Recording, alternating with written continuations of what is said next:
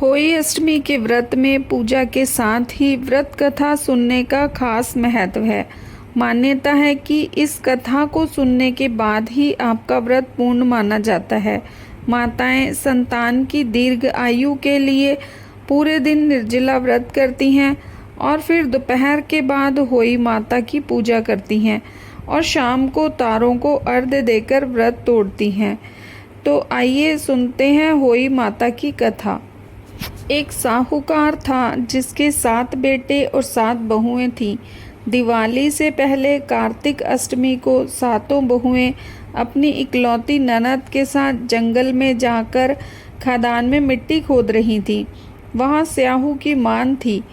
मिट्टी खोदते समय ननद के हाथ से स्याहू का बच्चा मर गया।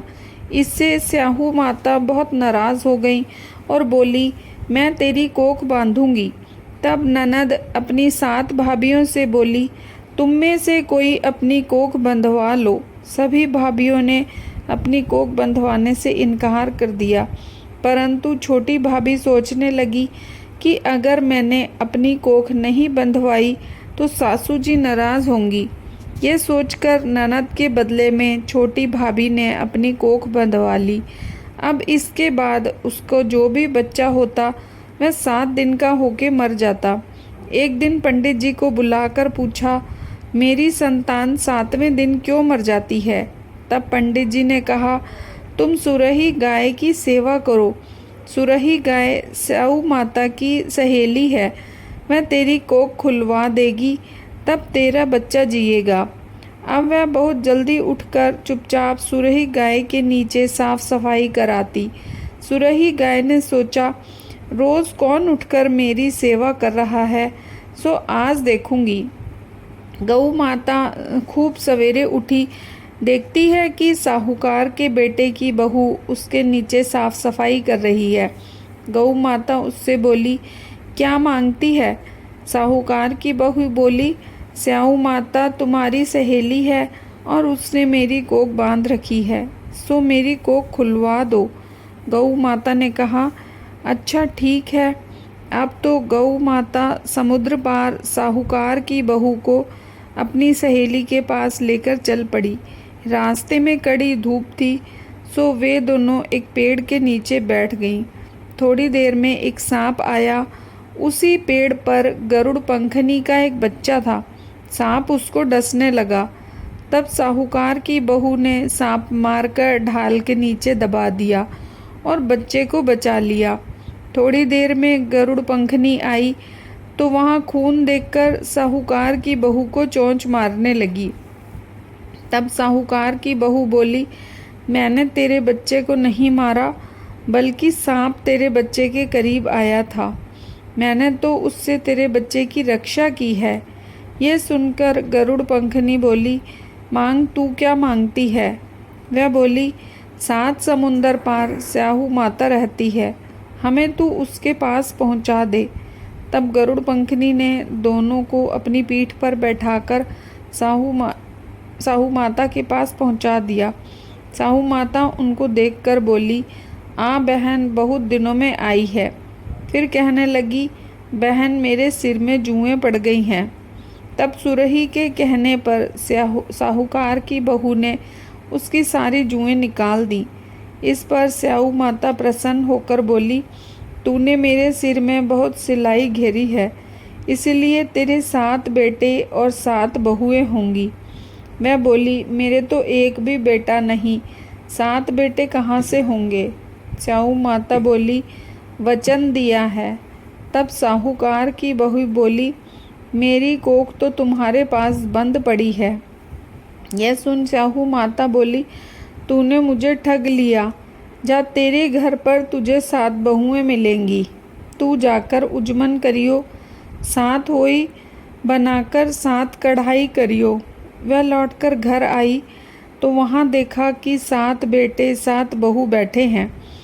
वह खुश हो गई। उसने 7 अहोई बनाई, 7 उजमन किए और 7 कढ़ाई करी। शाम के समय जेठानियाँ आपस में कहने लगी कि जल्दी जल्दी पूजा कर लो, कहीं छोटी बच्चों को याद करके न रोने लगे। थोड़ी देर में उन्होंने अपने बच्चों से कहा, अपनी चाची के घर जाकर देख आओ कि आज वे अभी तक रोई क्यों नहीं। बच्चों ने आकर कहा, चाची तो कुछ मान रही है, खूब उजमन हो रहा है। यह सुनते ही जेठानियाँ दौड़ी दौड़ी वहाँ आईं और आकर कहने लगीं कि तूने कोख कैसे खुलवाई। मैं बोली, तुमने तो कोख बंधवाई नहीं थी, सो मैंने कोख बंधवा ली थी। अब स्याहू माता ने कृपा करके मेरी कोख खोल दी है। हे स्याहू माता, जिस प्रकार उस साहूकार की बहू की कोख खोली, उसी प्रकार हमारी कोख भी खोलना। एक कटोरी में गेहूं के दाने या फिर हल्दी चावल लेकर कहानी सुने। ऐसी मान्यता है कि गणेश जी की कथा के बिना कोई भी व्रत अधूरा माना जाता है। होली अष्टमी के दिन भी आपको गणेश जी की इस कथा का पाठ जरूर करना चाहिए। होली अष्टमी गणेश जी की पहली कथा। एक बुढ़िया थी, उसका एक बेटा और एक बहू थी। वे बहुत गरीब थे। बुढ़िया माई हर रोज़ गणेश जी की पूजा करती थी। गणेश जी हर रोज़ बुढ़िया से कहते, बुढ़िया माई कुछ मांग ले। बुढ़िया कहती, मैं क्या मांगूं? तो गणेश जी बोले, अपने बेटे से पूछ ले। बेटा बोला, माँ धन मांग ले। बहू से पूछने लगी तो बहू बोली, सासू जी पोता मांग लेना। बुढ़िया ने सोचा कि दोनों अपने मतलब की मांग रही हैं, सो पड़ोसन से जाकर पूछें। मैं पड़ोसन से जाकर बोली कि गणेश जी मेरे को बोले कि कुछ मांग ले। तो पड़ोसन बोली, पगली, क्यों तो धन मांगे, क्यों पोता मांगे, थोड़े दिन की जिंदगी है, अपनी सुंदर काया मांग ले।